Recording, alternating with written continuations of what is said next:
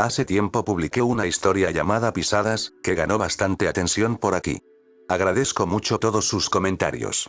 Perdonen si dejé varias de sus preguntas sin respuesta, pero, ya saben. Compromisos, horarios, ajetreo diario, me impiden encontrar un momento de paz para reflexionar sobre estas cosas. En fin, vayamos a lo importante.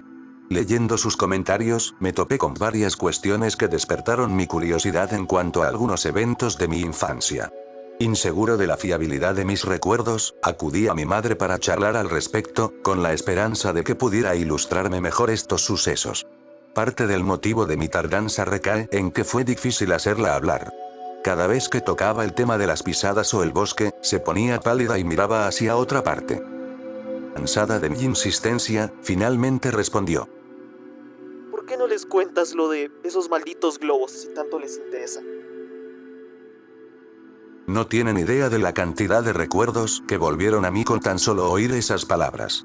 Y, si les soy honesto, ahora entiendo por qué mi mente los bloqueó por tanto tiempo.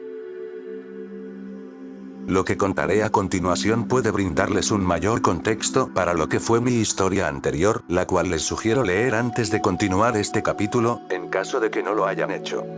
Respetar el orden no es obligatorio, pero leer Pisadas primero te pondrá en mi lugar más fácilmente, pues recordé esos eventos mucho antes que los de esta ocasión. Si tienen dudas o algo parecido, siéntanse libres de preguntar, y con gusto trataré de darles mis mejores respuestas. Además, ambas historias son bastante largas, pues a veces tiendo a divagar. De nuevo, una disculpa por ello. No me gustaría omitir algo que pudiera serme útil. Hoy sé que estoy lejos de llegar al fondo de esto, así que, si me tardo en actualizar, les pido que me tengan paciencia. Por ahora, espero poder darme a entender en todo lo que cuente.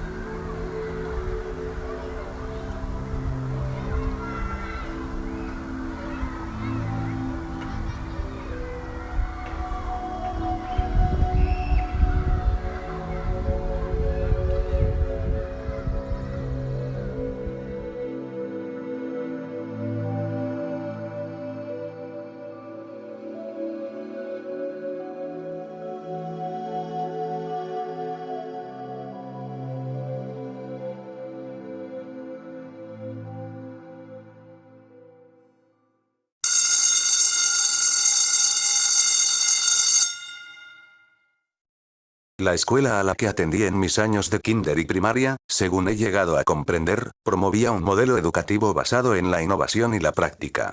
La escuela era parte de un nuevo programa diseñado para permitir que los niños progresaran a su propio ritmo. Para facilitarlo, la administración alentó a los maestros a idear planes de lecciones ingeniosos y atractivos. Creo que parte del razonamiento subyacente era que si los profesores pudieran engañar a los estudiantes para que olvidaran que estaban en la escuela, o que estaban haciendo los deberes, estarían más entusiasmados con asistir y participar. Además, si los niños cultivasen el entusiasmo por la escuela desde el principio, se podría evitar la apatía general que tiene su manera de invadir al alumnado a medida que pasan los años. Con este fin, a cada maestro se le dio la libertad de crear sus propios temas, los cuales durarían todo el ciclo escolar, y todas las materias obligatorias como literatura, matemáticas, biología y demás, serían diseñadas para ir de acuerdo a dichos temas. Estos temas recibían el nombre de grupos, y recuerdo al menos 4. Espacio, mar, tierra, y al que yo pertenecía. Comunidad.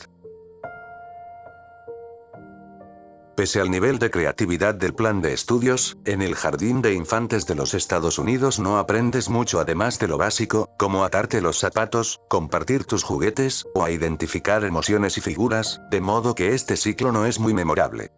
Esto es particularmente cierto si uno ingresa allí con la mayoría de las habilidades de escritura que se espera que el alumno desarrolle en el proceso. Como uno de los niños que estuvo en esta posición, me pasaba la mayor parte de la clase con la cabeza entre las nubes. Así que, cuando trato de recordar ese año tan particular, encuentro que las personas, sus voces y caras, han quedado intactas en mi memoria, pero el plan de estudios como tal sigue siendo un misterio para mí. Solo puedo recordar 2 cosas a la perfección. Que era el mejor escribiendo su nombre completo, y algo que en mi grupo fue conocido como el Proyecto Globo. Una forma bastante inteligente de mostrar cómo funcionaba una comunidad a un nivel muy básico. Es posible que hayas oído hablar de esta actividad. Sucedió un viernes y podría pasar horas hablando de ese día.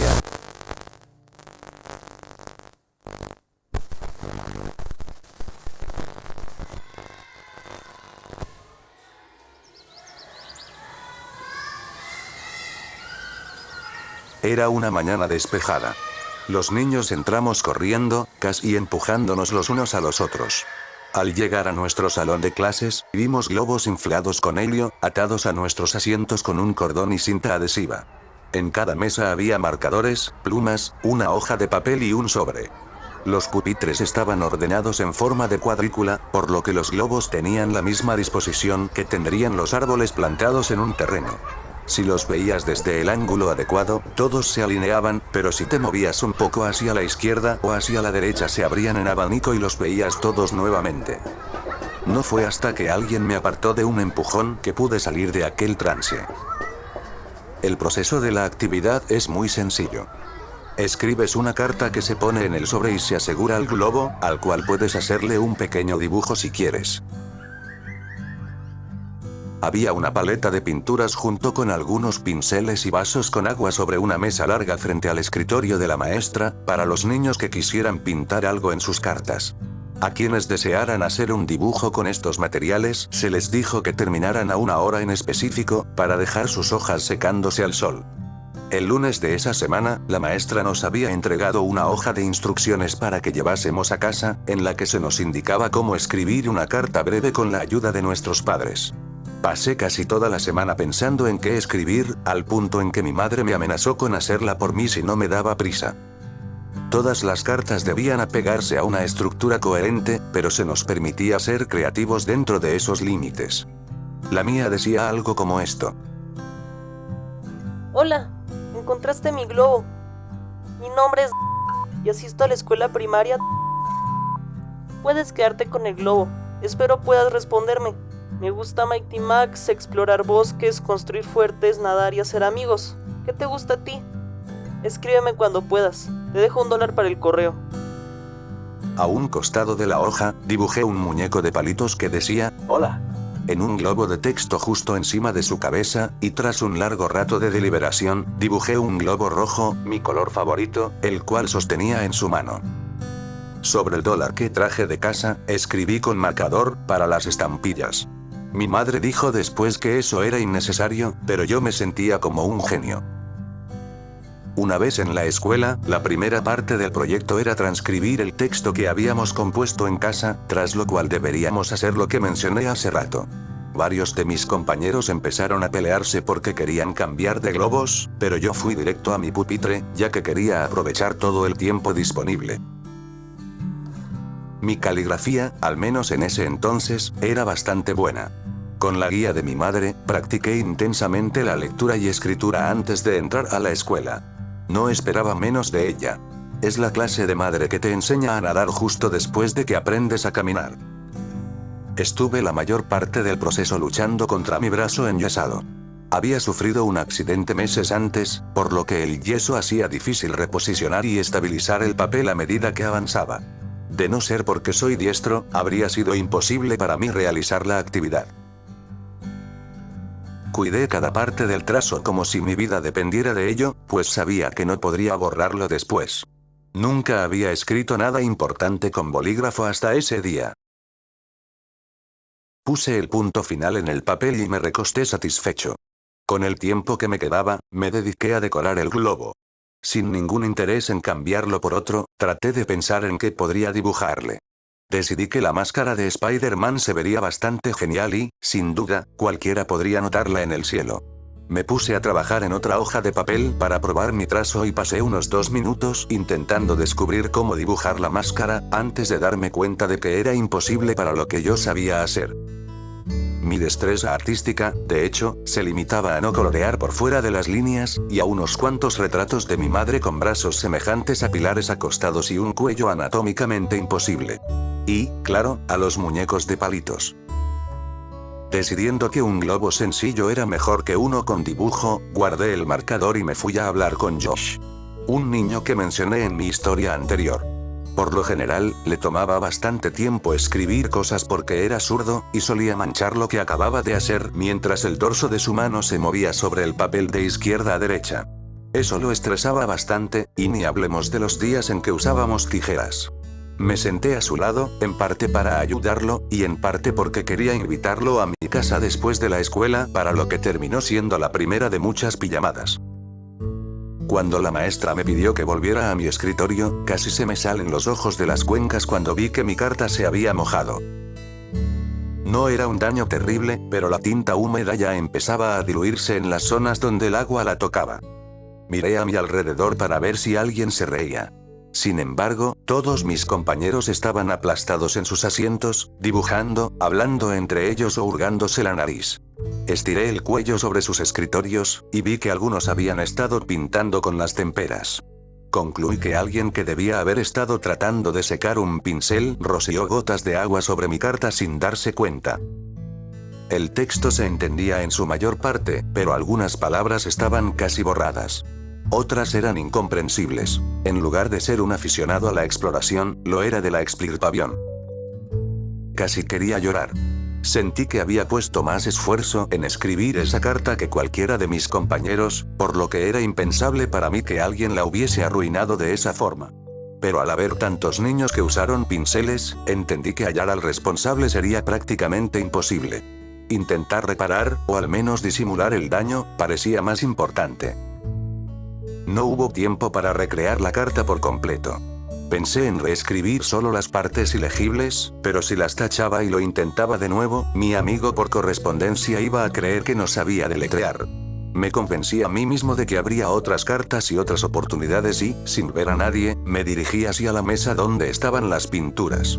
Arranqué una toalla de papel y traté de secar la nota lo mejor que pude. Al rato, la maestra nos llamó en orden alfabético al otro lado del aula. Uno por uno, nos paramos frente al mapa del pueblo, que ocupaba toda la pared, y sonreímos empuñando nuestros globos. La maestra nos tomó, a todos por separado, una fotografía Polaroid, y nos hizo adjuntarla al sobre. También anexó una carta más junto con las nuestras. Supongo que contenía una explicación de la naturaleza del proyecto y agradeciendo la participación a quien sea que decidiera contestarnos, ya sea escribiendo de vuelta o enviando fotos del lugar donde vivían. Esa era la idea. Crear un sentimiento de comunidad sin salir de la escuela, para establecer un contacto seguro con otras personas. Parecía una idea muy divertida e inocente. Salimos en fila por la puerta trasera del aula y nos dirigimos al patio. Manteniendo la formación, apoyamos la espalda contra la pared del edificio para una foto grupal. Uno de mis compañeros se había emocionado tanto al salir del aula que, en cuanto vio el cielo abierto, soltó el globo y se puso a reír. Creo que este entusiasmo se habría propagado rápidamente si la maestra se hubiera tardado un poco más en regañarlo. Bueno, Chris, ahora vas a ser el único en la foto sin un globo. El niño se echó a llorar. Había contraído laringitis por esos días, por lo que sus gemidos eran roncos y ásperos. Recuerdo que pensé que sonaba gracioso, y supongo que hubo algo de justicia en el hecho de que me contagiara su dolor de garganta unos días después. Me gustaría decir que, en una demostración de solidaridad, un segundo alumno soltó un globo. O mejor, que todos los soltamos. Pero, vamos, estábamos en el kinder. La mayoría de los niños se quedaron de pie aguantando la risa, mientras otros cuchicheaban sobre lo hilarante que les parecía la situación. Después de tomarnos la foto, en la que Chris apareció en el extremo derecho, sosteniendo un globo imaginario que se salía de la imagen, formamos un círculo alrededor de la maestra, que nos dijo algunas cosas sobre amistad y comunidad, las cuales, de seguro, a casi nadie le importaron. Cuando terminó con su discurso, comenzó a dar la cuenta atrás. 5, 4, 3, 2, 2 y medio. Los gruñidos y las súplicas no se hicieron esperar. Ella hacía esto con frecuencia. Ya. De pronto, el patio se había convertido en una masa andante de niños gritones y globos de colores. Perseguimos nuestros globos e intentamos distinguirlos los unos de los otros. Varios niños chocaron entre sí mientras corrían frenéticamente, pero en lugar de peleas, hubo risas. A pesar del alboroto, oí un ¡Despegue! a la distancia, y bajé los ojos del cielo para ver a Chris soltando un globo verde brillante que la maestra acababa de darle para que pudiera participar.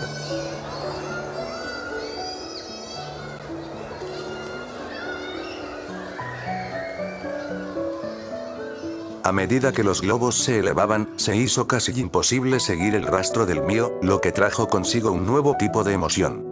¿Hacia dónde iría? ¿Quién lo encontraría? Hoy recuerdo ese momento mejor que nunca. Cuando pienso en él, se me forma una sonrisa tan grande que duele. A veces, puedo sentir el perfume de mi maestra en la punta de la nariz. Puedo decir, sin duda alguna, que fue uno de los días más felices de mi vida.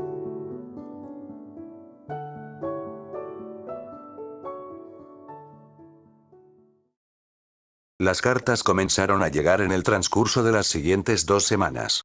La mayoría venían acompañadas de fotografías de estatuas o puntos de referencia locales, y cada vez que llegaba una carta nueva, la maestra la adhería con una tachuela al gran mapa del salón.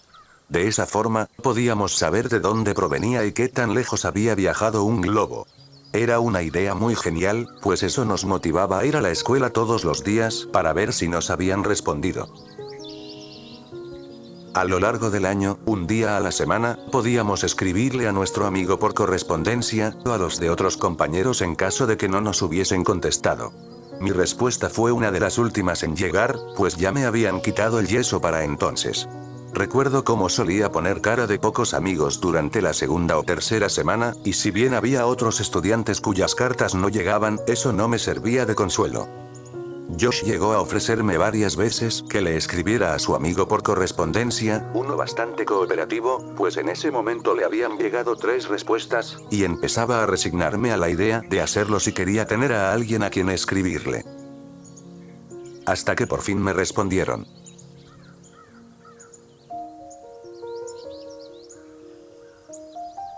La clase estaba a punto de empezar. Yo estaba de pie en una esquina, contemplando por costumbre mi pupitre sin sobre. Sin embargo, cuando estaba por sentarme, la maestra se me acercó, se puso a mi altura y me preguntó si recordaba lo que había puesto en mi carta. Me quedé un poco desconcertado, pero le conté lo que había escrito, lo del dólar y lo del dibujo.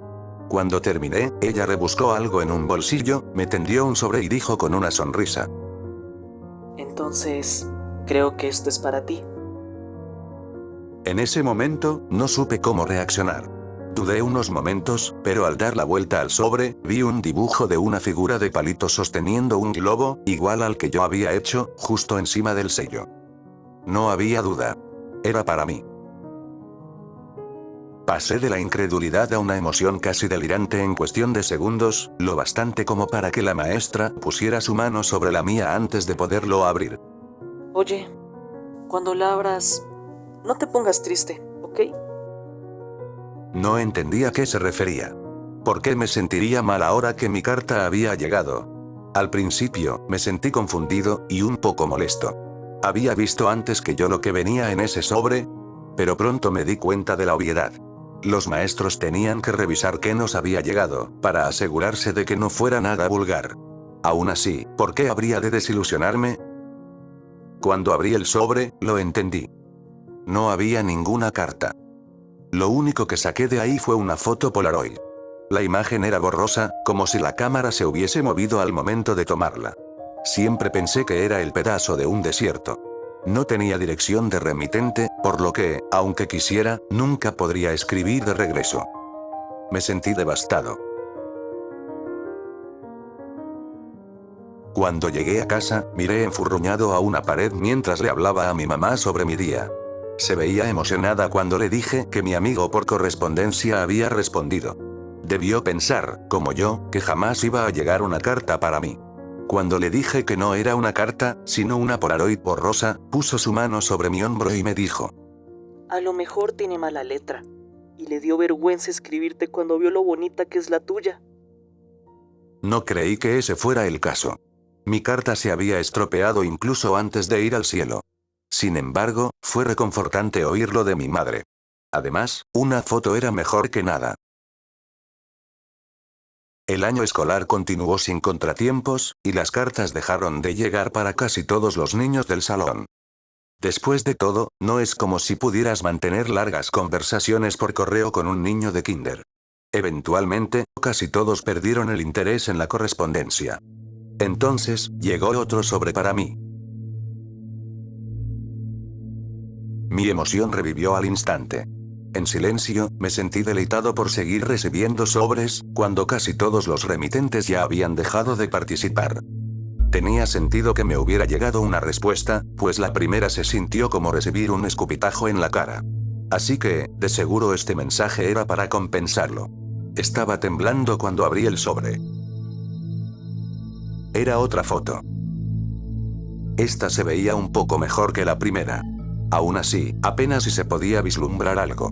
La imagen tenía un ángulo en contrapicada muy exagerado. Se podía ver la esquina del techo de algún edificio, y el resto se perdía por culpa de la luz del sol. Dado a que los globos no viajaban muy lejos, y por el hecho de que los lanzamos todos el mismo día, el mapa comenzó a aglutinarse de correspondencia, por lo que a los niños que seguían mandando o recibiendo cartas, se les permitió llevarse las fotos a casa. Para el final del año escolar, el segundo niño que más fotos se llevó a su hogar fue Josh. Su amigo por correspondencia le enviaba fotos de su entorno local muy seguido. Creo que Josh se debió llevar unas 6 fotos. Yo me llevé casi 50. Todos los sobres eran abiertos e inspeccionados de arriba a abajo por la maestra. Después de un tiempo, tras haber recibido semejante cantidad de cartas, dejamos de revisar las fotografías. Sin embargo, las fui guardando en uno de los cajones de mi cómoda. Un auténtico museo de colecciones incompletas de rocas, cartas de béisbol, tarjetas de superhéroes, la colección Marvel Metal del 95, para quienes la recuerden, fue la única que completé, y pequeños cascos de béisbol que conseguía en la máquina expendedora de un Winn-Dixie después de cada entrenamiento de T-ball. Una modalidad del béisbol enfocada a niños pequeños. Al final del año escolar, mi atención se centró en otras cosas.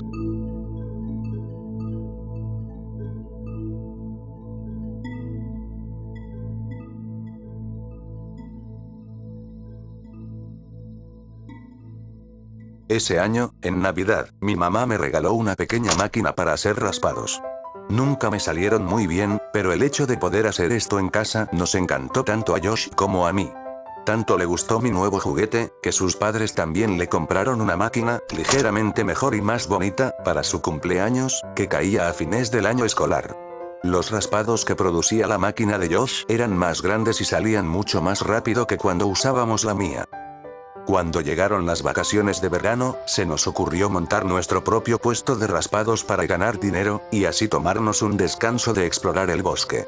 Pensamos que estaríamos nadando en monedas y billetes si vendíamos los raspados a solo $1 cada uno. Josh vivía en otro vecindario y, como era de esperarse, ambos queríamos ubicar el negocio enfrente de nuestras respectivas casas. Tuvimos nuestro primer desacuerdo antes de siquiera tener los vasos para el hielo raspado. El vecindario de Josh era más formal que el mío, pero muchas de las casas antiguas de mi calle contaban con jardines más grandes. Eso significaba que los vecinos estarían afuera por más tiempo cuidándolos. Así, la gente podría notar nuestra presencia con facilidad, pues muchos de ellos pasaban su tiempo podando o regando el pasto, cortando sus arbustos, esparciendo cáscaras de huevo, cosas así. Y también había más personas por donde yo vivía, ya que muchas casas se levantaban en parcelas bastante pequeñas, y las continuas obras de construcción en los alrededores hacían que los fines de semana estuvieran repletos de clientes potenciales. Josh insistió en que su vecindario era más bonito que el mío, algo que nunca se me había pasado por la cabeza. Me sentí insultado, y nuestras capacidades para entablar una discusión civilizada y racional se esfumaron por completo. Al final, destruí cada argumento legítimo de Josh, afirmando que la idea del negocio fue mía en primer lugar, así que lo hicimos en mi casa. El negocio se mantuvo por 5 fines de semana, y los primeros 2 fueron un desastre. Habíamos probado las máquinas antes, pero es imposible consagrarte como fabricante de raspados con apenas 10 minutos de práctica al día. Teníamos 2 frascos de sirope. Uno de sabor cereza, y otro de sabor cereza. Lo sé, no había mucha variedad en el menú. Estábamos tan impacientes por empezar, que ni siquiera averiguamos cuál era la mejor forma de verter el sirope en el hielo, ni cuánto verter en primer lugar. Así que la mayoría de los clientes acabaron con las manos cubiertas de un pegote rojo cuando apretaban los vasos de papel. Ganamos $6 en esa jornada. El segundo fin de semana no fue muy diferente. Josh y yo pudimos hallarle el truco al sirope. Más o menos. Pero se me ocurrió que debíamos usar hielo picado en las máquinas para hacer los raspados más rápido. Terminó atascándose entre las cuchillas y el rotor de plástico del interior de mi máquina, y la acabó rompiendo. Esta máquina era una de las cosas más bonitas y decentes que tenía. No puedo recordar si estaba nervioso o frustrado cuando no pude hacerla funcionar. Le quité la tapa para echar un vistazo. Ahí estaban los trozos de hielo responsables del problema. Tomé la carcasa de plástico y, si mi mente no me engaña, la golpeé contra la mesa varias veces en un intento por desprenderlos. Josh me sacudió en ese momento para informarme de un cliente potencial. Tenía que librarme de ese atasco cuanto antes. Pronto y sin pensar, introduje la mano en la cavidad de la máquina y empecé a sacar el hielo del espacio entre las palas y la pared interior. Olvidando que la máquina de Josh servía perfectamente, me dispuse a arreglar la mía lo más pronto posible.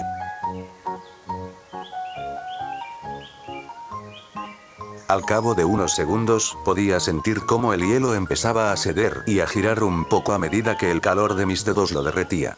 Casi tenía el problema resuelto cuando oí a Josh decir: Oye, ¿qué hace este botón? Miré a Josh, y vi que estaba a punto de pulsar el botón de inicio de mi máquina. En un acto reflejo, saqué la mano de inmediato. Mi dedo medio se deslizó por la cuchilla en el camino. Por un instante, pensé que solo había sido un rasguño.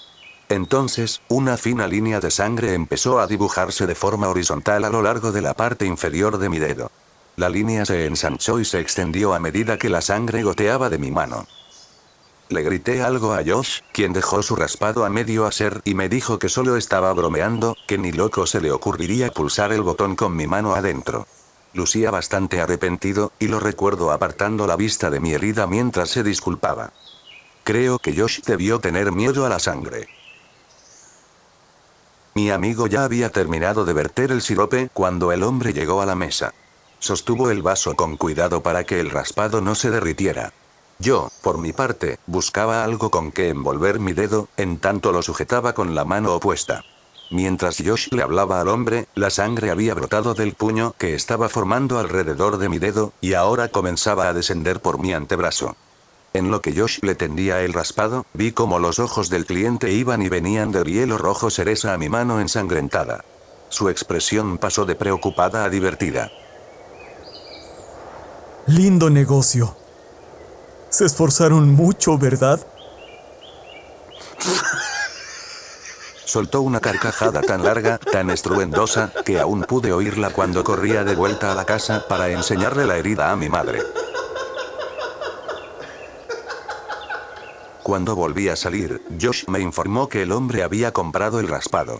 Decidimos parar por ese día, así que recogimos todo y volvimos adentro. Resultó que mi máquina dañada no era un caso perdido. Una vez que el hielo se derritió, las cuchillas se desatascaron y estaba como nueva otra vez. Fue una buena noticia para ambos, pues el negocio rindió sus frutos el tercer fin de semana. Como dije, Josh y yo nos habíamos tomado un descanso de explorar el bosque, a causa de un muro de árboles que bloqueaba nuestro camino. En ese tiempo hice un nuevo cartel, que decía en letras grandes y bien gordas: raspados gratis. Josh se cruzó de brazos al verlo y me dijo, con toda la seriedad, que no íbamos a regalar la mercancía. Yo solo me reí, señalando lo que había escrito a lápiz en letras diminutas justo debajo del anuncio. Es broma. Mi vecina, la anciana doña Maggie, llegó primero en esta ocasión. Lucía indignada por nuestra bromita, pero solo nos estaba siguiendo el juego. Nos pagó encantada y, antes de irse, dijo que nos dejaría una sorpresa cerca del lago, por si decidíamos ir a nadar más tarde. Tuvimos muchos clientes ese día, y no recuerdo que alguno se tomara a mal la broma del cartel. Ganamos $18 ese día, y un poco menos la semana siguiente. El quinto fin de semana acabó siendo el último que vería nuestro emprendimiento en ciernes. Mi madre me confiscó la máquina tan solo un par de días después. Cuando protesté, me dijo que no quería que me fuera a cortar toda la mano con las cuchillas, aunque esa herida me la había hecho hacía semanas. Incluso a esa edad, esta precaución tardía me parecía absurda. Josh y yo estábamos contando las ganancias.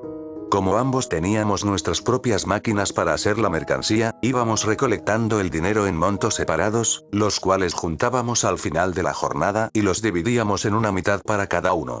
Cuando había un número impar de billetes, jugábamos a piedra, papel o tijera para ver quién se quedaba con el billete sobrante.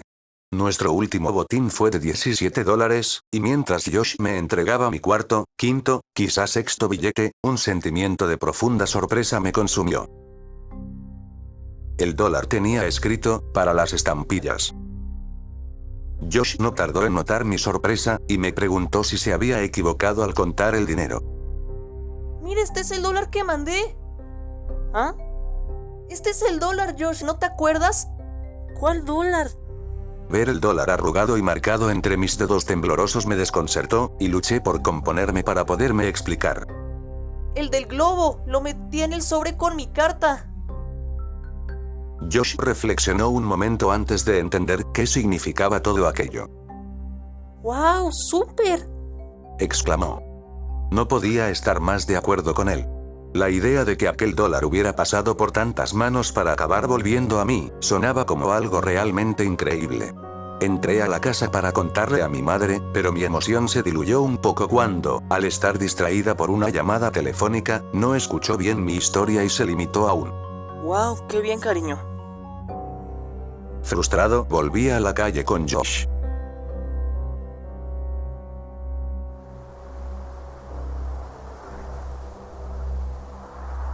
Después de terminar de vender los raspados y de haber recogido todo, le dije a mi amigo que quería mostrarle algo. Corrimos a paso atronador hacia mi dormitorio, y allí, abrí el cajón que había reservado especialmente para mi colección de fotografías.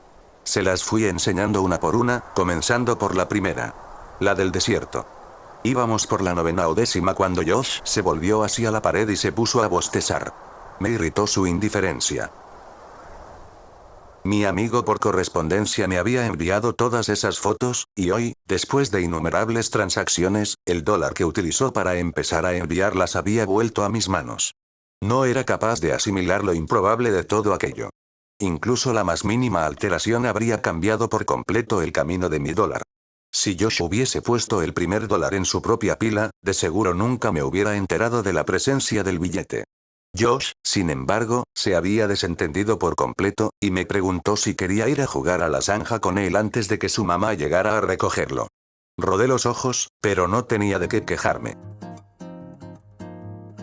No estoy seguro de cómo surgió este juego, pero la zanja se había convertido en un campo de batalla habitual para Josh y para mí. Cada vez que íbamos allí, uno de nosotros le lanzaba un puñado de tierra al otro, lo que terminaba en una lluvia de tierra y barro lanzada en todas direcciones. Tal vez comenzó con un simple golpe por la espalda, pero pronto, se hizo imposible que pasáramos por allí sin acabar luchando a tierrazos. Nos encantaba enfrascarnos en estas batallas interminables, y las buscábamos con tanta frecuencia que, sin siquiera notarlo, nuestra arena personal pasó de ser, esa zanja, a, la zanja. La guerra de aquella tarde no habría sido distinta a las demás, de no ser porque fue continuamente interrumpida por sonidos extraños provenientes del bosque circundante. Eso no nos alarmó. Animales como mapaches o gatos callejeros abundaban por la zona. Pero esto hacía mucho más ruido que cualquiera de esos animales.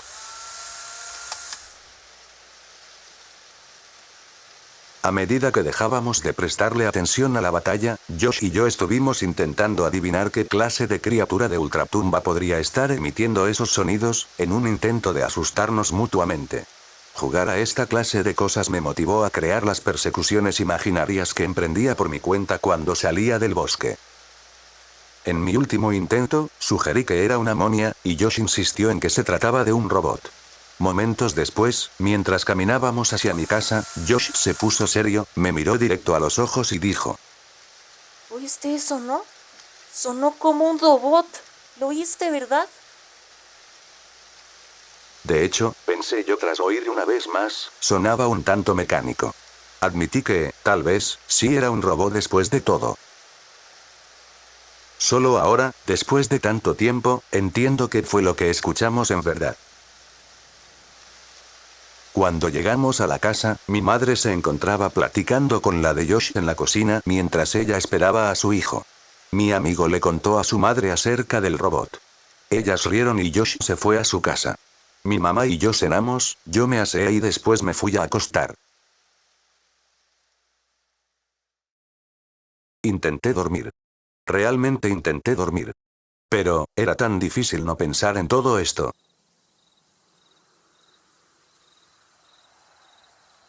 Puede que a Josh no le importaran las fotos en lo absoluto, pero después de ver ese dólar, me fue imposible tratar de vaciar mi mente. Creí que unos minutos más en vela no echarían a perder mi ciclo de sueño. Sin pensarlo dos veces, me apeé de mi litera y fui a sacar mi preciada caja de sobres. Coloqué el primero en el suelo, y la foto del desierto borroso encima de este. Luego, puse el segundo justo a su lado, con la imagen de la esquina del edificio como la guinda del pastel, y así sucesivamente hasta que formé una cuadrícula de 5×10. Se me enseñó a ser cuidadoso con todo lo que coleccionaba, aun si no estaba seguro de su valor. Acomodadas de esa forma, me di cuenta de que las fotos se iban haciendo más nítidas de manera gradual. Un árbol con un pájaro sobre él, una señalización de velocidad. Un transformador, un grupo de personas entrando a un edificio. Y entonces vi algo que me perturbó a tal punto que, al día de hoy, me invade el mismo sentimiento de vértigo y mareo de esa noche, mientras mi mente daba una vuelta tras otra en torno a la misma inquietud. ¿Por qué salgo en esta foto?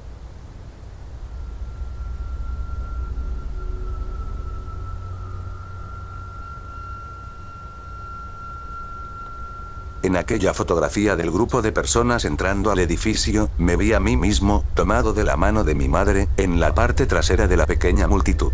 Nos encontrábamos casi en la orilla de la imagen. Apenas si nos veíamos, mas no había dudas. Y mientras mis ojos infantiles escaneaban con pavor cada imagen, comencé a sentirme ansioso. A esa edad, es un sentimiento extraño. No era miedo, sino eso que sientes cuando te metes en problemas. No estoy seguro de por qué me sentía así, pero mi conciencia me decía que había hecho algo malo.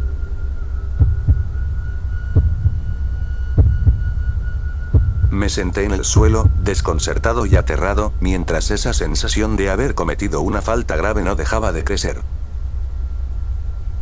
Entonces me di cuenta. Yo, de una forma u otra, aparecía en cada una de las fotografías. Ninguna de las tomas era de cerca. Ninguna se enfocaba solo en mí. Pero ahí estaba. A un lado, al fondo, al costado. Algunas de ellas tan solo enseñaban una minúscula parte de mi rostro, justo al filo de la captura. Sin embargo, siempre estaba yo en alguna parte. Por un momento traté de imaginar que todo esto no era más que una tremenda y horrible coincidencia, pero sabía que no lo era. ¿Qué iba a hacer ahora? Tu mente trabaja de formas extrañas cuando eres un niño pequeño. Una gran parte de mí sentía miedo de ser castigado por el solo hecho de seguir despierto. Quería despertar a mi madre. Quería ir a decirle todo lo que estaba mal. Quería entrar corriendo en su habitación, tirar las fotos sobre su edredón y gritarle: ¡Mira! Y que me consolara, que me abrazara con fuerza, que me dijera al oído que todo iba a estar bien. Que no tenía nada que temer. No obstante, mi aprensión por ser castigado persistió. Decidí que lo mejor sería irme a dormir y pensarlo con más calma en la mañana.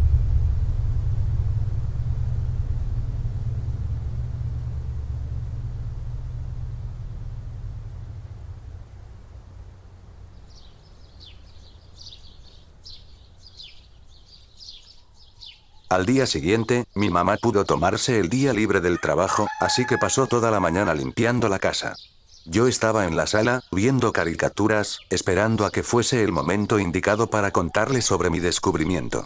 Cuando ella salió para recoger el correo del buzón, tomé un par de mis fotos, las puse en la mesa frente a mí y me senté a esperarla. Cuando regresó, ya se encontraba abriendo los sobres. Desechó algunas promociones, boletines y demás correo basura. Tomé las fotos y me dirigí hacia ella. Ma, ¿puedes venir? Es que tengo estas fotos y... Espera, cielo. Debo marcar algo.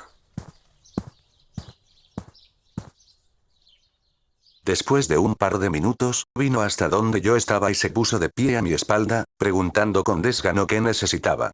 Podía escuchar cómo barajeaba las cartas del correo. Yo solo me quedé observando las Polaroids y me sequé el sudor de la frente. Le recordé lo del proyecto Globo, lo de la foto. Y el cómo llegaron muchas más.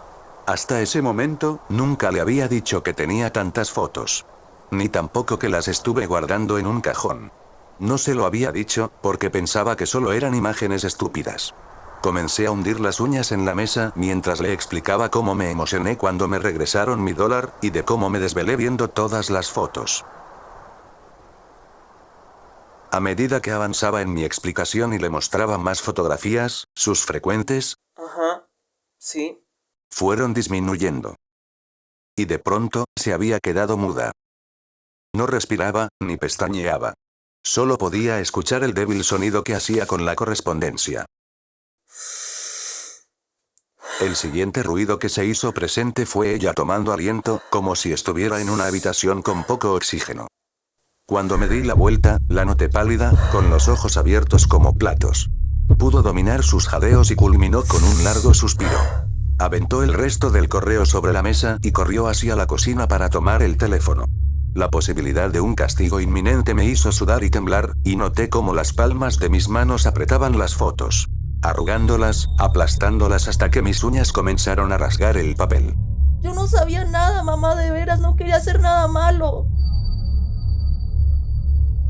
Pude ver a mi mamá caminando de un lado para el otro dentro de la cocina mientras gritaba al teléfono. Yo comencé a jugar nerviosamente con la correspondencia que había caído junto a mis Polaroids. En eso, noté que el sobre que se encontraba por encima del resto tenía algo sobresaliendo de él. Dominado por la ansiedad, lo saqué por completo. Era otra Polaroid. Confundido, creí que se trataba de alguna de las fotos que tenía puestas sobre la mesa, y que se había mezclado con alguna de las cartas que mi mamá lanzó. Pero, al examinarla, me percaté de que era una foto nueva. En esta imagen, aparecía yo en una toma mucho más cercana.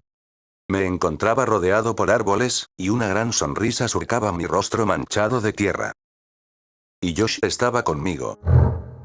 Esa foto fue tomada la tarde anterior, mientras él y yo estuvimos jugando en el bosque.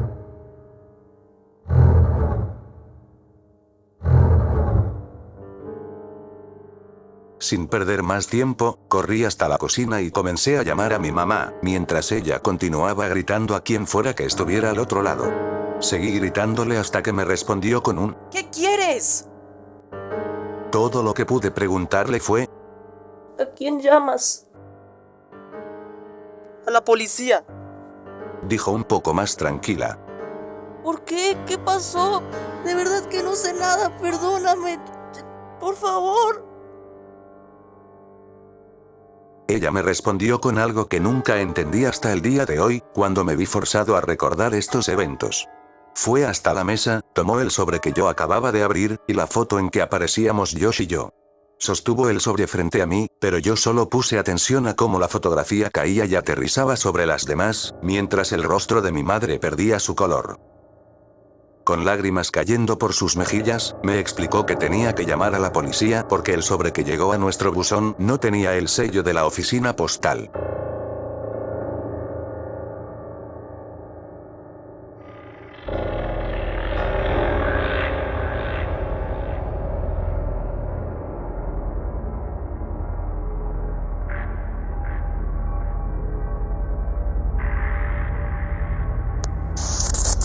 Y ahora, las preguntas y respuestas de Reddit.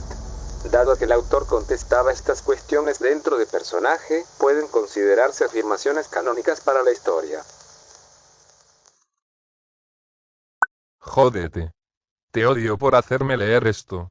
Actualiza pronto, cuando obtengas más información.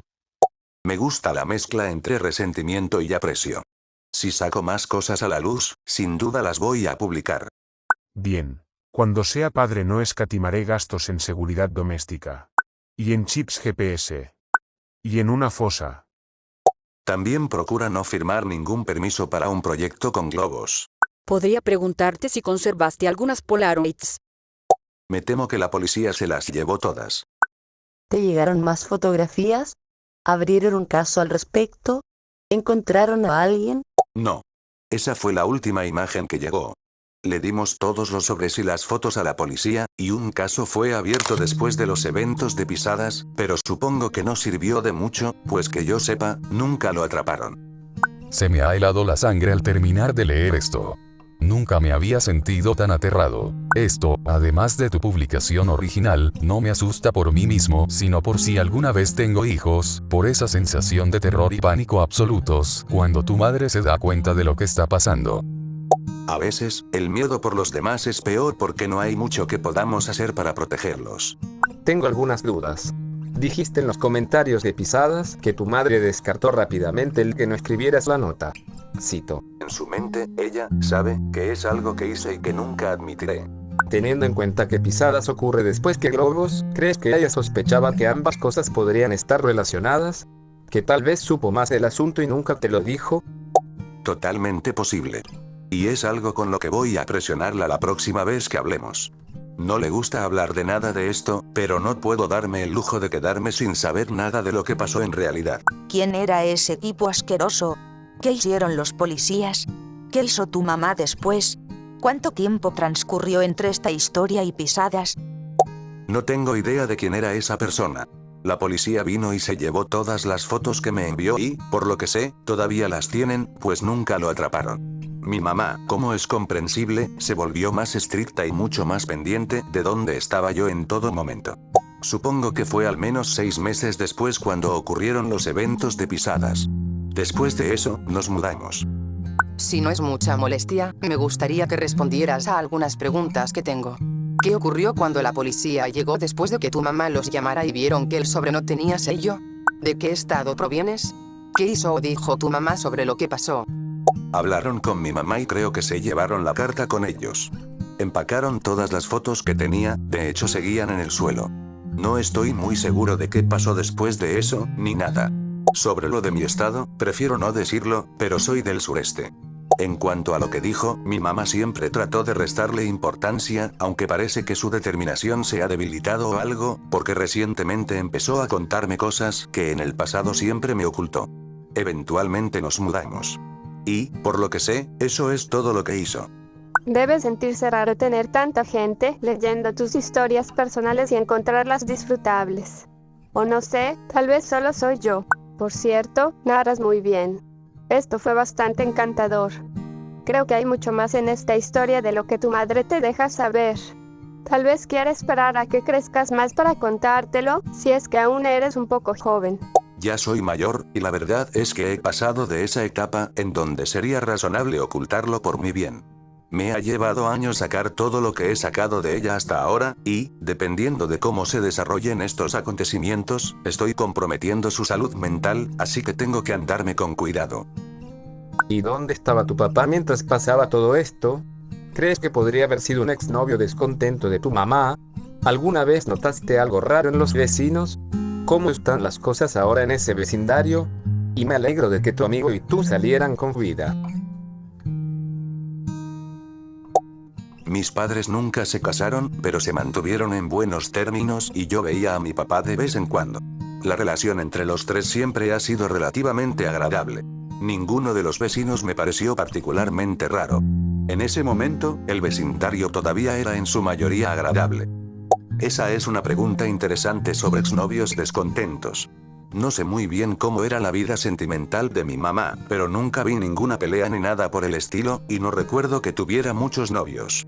Trabajaba mucho para que yo no notara que teníamos dificultades económicas y tenía que sacar tiempo para venir a mis partidos de béisbol y cosas así que no sé en qué momento podría haber salido con alguien. En cuanto al vecindario, hace mucho tiempo que no vuelvo por allí, así que no puedo hablar de su estado, pero imagino que no habrá mejorado de repente. Y gracias, yo también me alegro de que estemos vivos.